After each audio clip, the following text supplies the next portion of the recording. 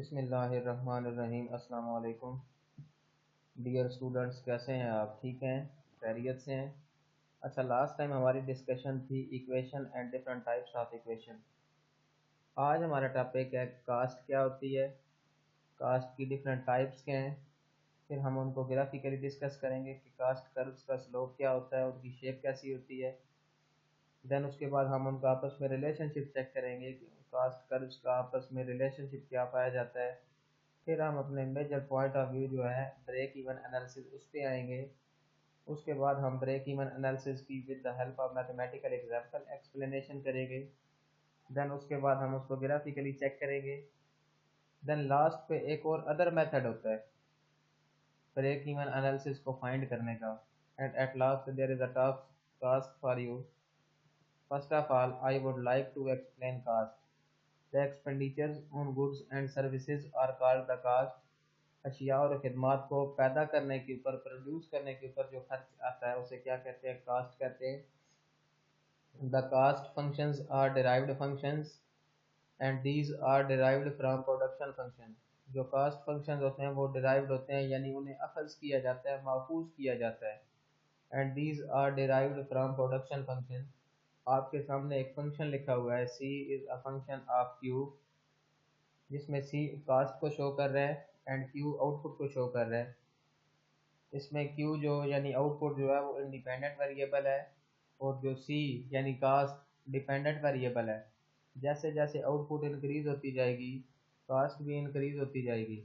जैसे जैसे output decrease होती जाएगी कास्ट भी डिक्रीज होती जाएगी। It means there is a positive relationship between them. Economists had divided the caste into different types, and these are the following types of caste.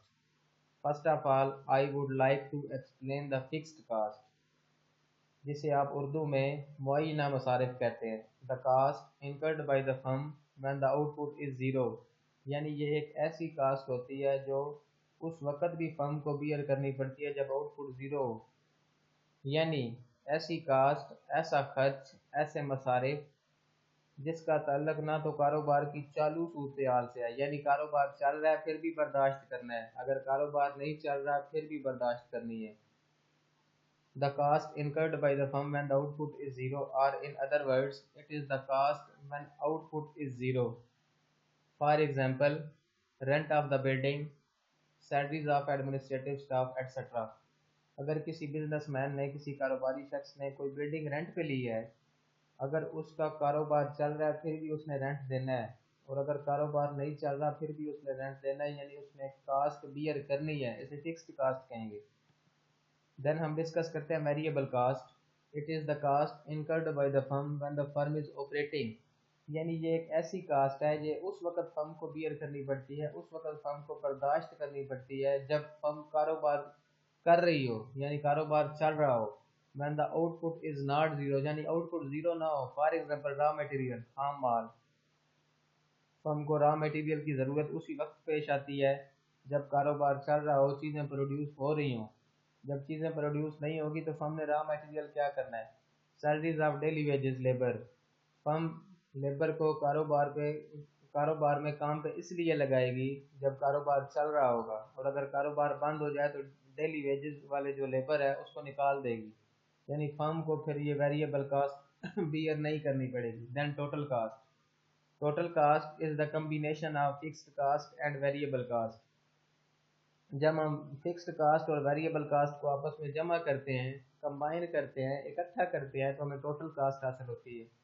उसके बाद marginal cast, the change in total cast by producing one more unit of output. किसी भी चीज़ की एक मज़ीद इकाई पैदा करने से जो कुल मसारिफ में तब्दीली आती है, किसी भी चीज़ की एक यूनिट ऑफ आउटपुट इंक्रीज करने से जो टोटल कास्ट में चेंज आती है उसे मार्जिनल कास्ट कहते हैं। फॉर एग्जांपल, फार्मूला आपके सामने लिखा हुआ है, marginal cost is equal to D T C over D Q. Then average fixed cost is determined by dividing the total fixed cost with the corresponding level of output।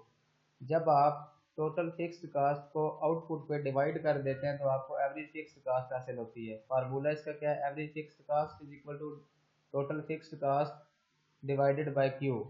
यहाँ पे Q output को show कर रहा है।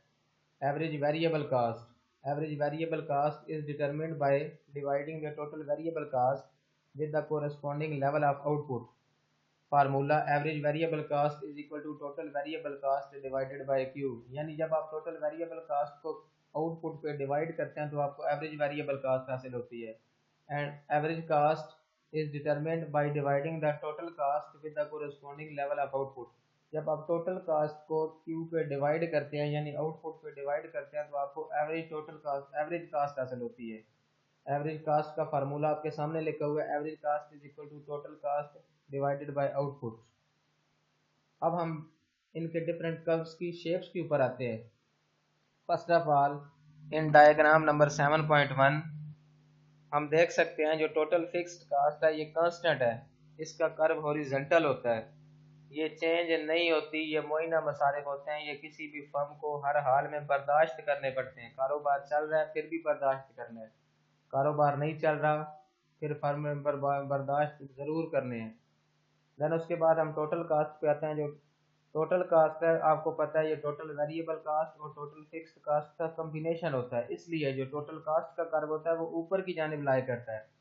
और total variable cost जो है आपको पता है ये फर्म को उस वक्त बियर नहीं करनी पड़ती जब कारोबार बंद हो, यानी कारोबार न चल रहा हो, इसलिए देख ले जीरो से स्टार्ट हो रही है। जैसे जैसे आउटपुट इंक्रीज होती जाएगी टोटल वेरिएबल कास्ट भी इंक्रीज होती जाएगी।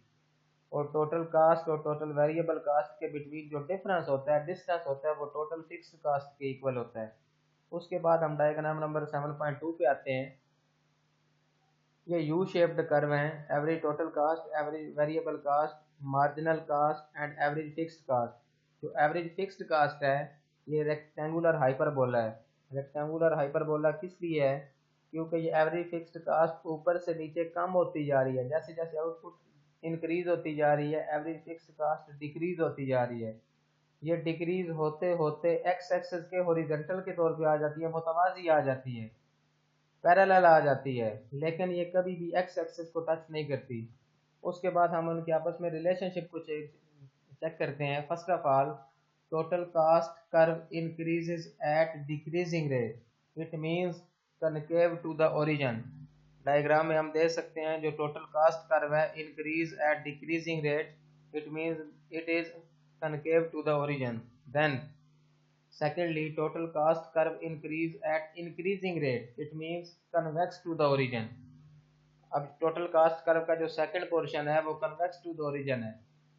Then the distance between the total cost and the variable cost should be equal to the fixed cost. अभी हमने डिस्कस किया जो टोटल कास्ट और टोटल वेरिएबल कास्ट के बिटवीन डिस्टेंस होता है, डिफरेंस होता है, वो टोटल फिक्स्ड कास्ट के इक्वल होता है। The shape of average fixed cost is rectangular hyperbola, it means it decreases but not touches the x-axis। marginal cost at first decreases, जो marginal cost कर्व है वो first of all decrease हो रहा है। Reason क्या है? Reason उसके पीछे लॉ ऑफ इंक्रीजिंग रिटर्न है। At second the marginal cost curve increases at second stage due to the law of decreasing return. marginal cost curve passes the minimum point of average variable cost and average total cost।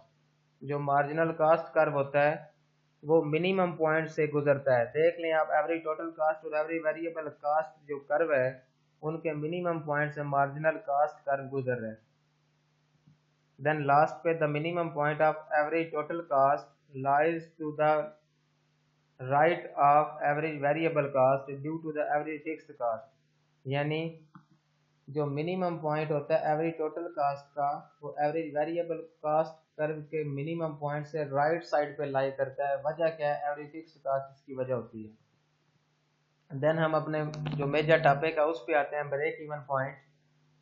First of all I would like to explain और define break even point. A break even point a point where total cost is equal to the total revenues of the firm, or in other words a point where total revenue curve intersects the total cost curve। यानी ये एक ऐसा नुक्ता होता है, एक ऐसा point होता है जहाँ पे किसी भी फर्म के जो टोटल रेवेन्यूज होते हैं वो उस फर्म की टोटल कास्ट के इक्वल हो जाते हैं। यानी जिस कदर फर्म कमा रही होती है, अर्न कर रही होती है, फर्म का उसी कदर खर्च होता है। In other words, break even point is the level of production at which the cost of production equal the revenues of a product. यानी दूसरे अल्फाज में चेक किया जाए, जो ब्रेक इवन पॉइंट है ये वो लेवल ऑफ प्रोडक्शन होता है, ये किसी भी चीज़ की पैदावार को पैदा करने का वो नुक्ता होता है जहाँ पे कास्ट ऑफ प्रोडक्शन यानी मसारफ पैदाइश equal the revenues of a product, किसी भी चीज़ की रेवेन्यूज के इक्वल हो जाते हैं। यानी इन शॉर्ट अगर हम देखें, ये एक ऐसा पॉइंट है जहाँ पे total revenues equal to the total cost होते हैं। यानी एक ऐसा नुक्ता जहाँ पे फर्म ना कुछ प्रॉफिट में है ना लॉस में है, यानी जिस कदर उसका खर्च है उसी कदर वो आगे कमा भी रही है, उसे क्या कहते हैं, ब्रेक इवन पॉइंट। देन हम इसको डायग्रामेटिकली डिस्कस करते हैं। इस डायग्राम में हमने एक्स एक्सिस पे नंबर ऑफ यूनिट्स को लिया है, वाई एक्सिस पे हमने डॉलर्स को लिया, यानी टोटल रेवेन्यूज और टोटल कास्ट को लिए। फर्स्ट ऑफ ऑल आप देखें, जो टोटल फिक्स्ड कास्ट है वो हॉरिजॉन्टल कर्व है parallel to the X axis, क्योंकि ये एक ऐसी कर्व, एक ऐसा कर्व है, एक ऐसी कास्ट है जो किसी भी फर्म को हर हाल में बर्दाश्त करनी पड़नी है। और जो टोटल वेरिएबल कास्ट है वो ज़ीरो से स्टार्ट होगी। ठीक है, जो टोटल वेरिएबल कास्ट है वो ज़ीरो से स्टार्ट होती है। टोटल फिक्स्ड कास्ट हॉरिजॉन्टल होती है, यानी vertical to the X axis. जब हम टोटल वेरिएबल कास्ट और टोटल फिक्स्ड कास्ट को जमा करते हैं तो हमें टोटल कास्ट हासिल होती है। देख लें, टोटल कास्ट कर्व जो है वो टोटल फिक्स्ड कास्ट वाले पॉइंट से स्टार्ट हो रहा है और इंक्रीज होती जा रही है। इसके बरक्स अगर हम देखें, जो टोटल रेवेन्यू कर्व है वो ज़ीरो से स्टार्ट हो रहा है। जैसे जैसे आउटपुट इंक्रीज होती जाएगी टोटल रेवेन्यूज इंक्रीज होते जाएंगे। एक ऐसा पॉइंट आपके सामने आया है जहाँ पे total revenues and total cast equal हैं, जिसे एरो से ब्रेक इवन पॉइंट कहा गया। ये एक ऐसा पॉइंट है जहाँ पे ना फर्म कुछ प्रॉफिट अर्न कर रही है ना लॉस में है, यानी जिस कदर फर्म के एक्सपेंडिचर्स हैं, जिस कदर फर्म के कास्ट है, उसी कदर फर्म के रेवेन्यूज भी हैं। देन हम इसको मैथमेटिकल एग्जांपल से चेक करते हैं। For example, a manufacturer sells a product for $10 per unit. The manufacturer's fixed cost are $1200 per month and the variable costs are $2.50 per unit. How many units must the manufacturer produce each month to break even? अब हम इसका solution check करेंगे। Solution के लिए हम क्या करेंगे, total revenues को टोटल कास्ट के इक्वल कर लेंगे। क्यों करेंगे, क्योंकि हमें पता है जो ब्रेक इवन पॉइंट है वहाँ पे total revenues equal to the total cost होती हैं। As we already knows that the total cost is equal to the fixed cost plus variable cost. हमें ये पहले पता है कि जो टोटल वेरिएबल कास्ट है और टोटल फिक्स्ड कास्ट है उसको इक्वल करेंगे तो टोटल कास्ट हासिल होगी। सो टोटल कास्ट कर्व की जो इक्वेशन बनेगी वो ये होगी, total cost is equal to 1200 plus 2.50x। यहाँ पे x जो है वो आउटपुट को शो कर रही है। इसकी इंटरप्रिटेशन क्या बनेगी, when the output is zero then the total cost is equal to $1200। अगर हम यहाँ पे x की वैल्यू ज़ीरो पुट कर दें तो टोटल कास्ट हमारे पास $1200 बन जाएगी, जो कि फिक्स्ड कास्ट की इक्वल होगी। Total cost is equal to 1200 plus 2.50 into zero. हमने ज़ीरो पुट की तो टोटल कास्ट हमारे पास 1200 आ गई और यहाँ पे टोटल कास्ट फिक्स्ड कास्ट के इक्वल आ गई। When the output is increased by 1 unit then cost will increase by $2.50 और ये वेरिएबल कास्ट के इक्वल होगी। हम ये देख सकते हैं इस इक्वेशन के अंदर 2.50 जो है ये स्लोप को शो कर रही है। जैसे जैसे आउटपुट इंक्रीज होती जाएगी टोटल कास्ट भी इंक्रीज होती जाएगी। इनमें रिलेशनशिप क्या है कि अगर आप 1 यूनिट ऑफ आउटपुट इंक्रीज करते हैं तो टोटल कास्ट में जो चेंज आती है वो 2.50 आती है। On the other hand total revenue equation will be total revenue is equal to 10x। यहाँ पे भी x जो है वो आउटपुट को शो कर रहा है। So in order to find out the break even point we will have to equate both equations. हम क्या करेंगे, ब्रेक इवन पॉइंट को फाइंड करने के लिए दोनों इक्वेशंस को आपस में इक्वेट करेंगे। Total revenue is equal to total cost 10x is equal to 2.50x plus 1200। अब हम वेरिएबल जो है उसको लेफ्ट साइड पे लेके आएंगे, कांस्टेंट को राइट साइड पे रखेंगे। 10x minus 2.50x is equal to 1200। 10x में से 2.5x माइनस किए तो 7.5x बच गया इज इक्वल टू 1200। अब ये 7.5 यहाँ पे मल्टीप्लाई हो रहा है, जब दूसरी साइड पे जाएगा तो डिवाइड हो जाएगा।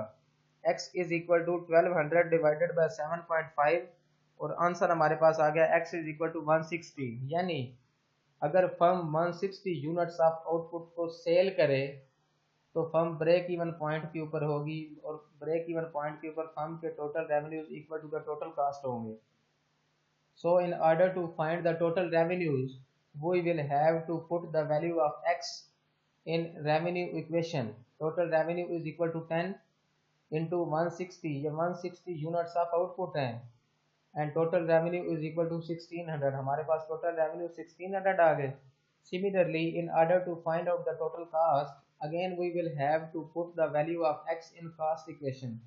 Total cost is equal to 2.50 into 160 plus 1200. Total cost is equal to 400 plus 1200. Total cost is equal to 1600। आप ये चेक कर सकते हैं इस पॉइंट के ऊपर जो टोटल रेवेन्यूज हैं वो भी 1600 है और टोटल कास्ट भी 1600 है। When the total revenues are equal to the total cost of the firm, it is known as break even point। Then हम इसको graphically discuss करते हैं। It can be explained with the help of a diagram as, हमने x axis के ऊपर output को ले लिया, y एक्सिस के ऊपर total revenues and total cost को ले लिया। जो टोटल रेवेन्यू कर्व है वो जीरो से स्टार्ट हो रहा है। क्यों हो रहा है? क्योंकि जब फर्म कोई भी चीज़ प्रोड्यूस नहीं करती तो फर्म अर्न नहीं कर सकती। It means when the output is zero, total revenues are also zero. Total revenue curve zero से स्टार्ट हो रहा है। ये ब्लू वाला जो कर्व है वो टोटल रेवेन्यू को शो कर रहा है, और जो दूसरा कर्व है वो टोटल कास्ट को शो कर रहा है। Total revenues are equal to 10x and total cost is equal to 2.5x plus $1200। जहाँ पे टोटल रेवेन्यूज और टोटल कास्ट ने आपस में इंटरसेक्ट किया है, यानी यहाँ पे वो डॉट लगा हुआ ग्रीन कलर का, वहाँ पे ब्रेक इवन पॉइंट होगा। क्योंकि जिस कदर फर्म प्रोड्यूस कर रही है उसी कदर प्रोड्यूस करने के बाद जिस कदर फर्म को रेवेन्यूज हासिल हो रहे हैं उसी कदर फर्म की कास्ट भी है। यानी जब firm 160 units of output produce करे तो फर्म की टोटल कास्ट भी 1600 होगी और टोटल रेवेन्यूज भी 1600 होंगे। इसे ब्रेक इवन पॉइंट कहेंगे। We can find the profit by using the total revenue and total cost functions। हम प्रॉफिट को फाइंड कर सकते हैं टोटल रेवेन्यूज और टोटल कास्ट फंक्शंस को यूज करके। हमें पता है कि ब्रेक इवन पॉइंट के ऊपर फर्म का टोटल प्रॉफिट जीरो होता है। क्यों होता है? वजह यह है कि जिस कदर टोटल रेवेन्यूज होते हैं उसी कदर टोटल कास्ट भी होती है। हमने आपके सामने एक प्रॉफिट फंक्शन लिखा, P is equal to X. यहाँ पे P प्रॉफिट को शो कर रहा है, is equal to 10x minus bracket के अंदर 2.50x प्लस 1200। अब नेक्स्ट हम देखेंगे जब 10x में से 2.50 माइनस किया तो 7.5x माइनस 1200।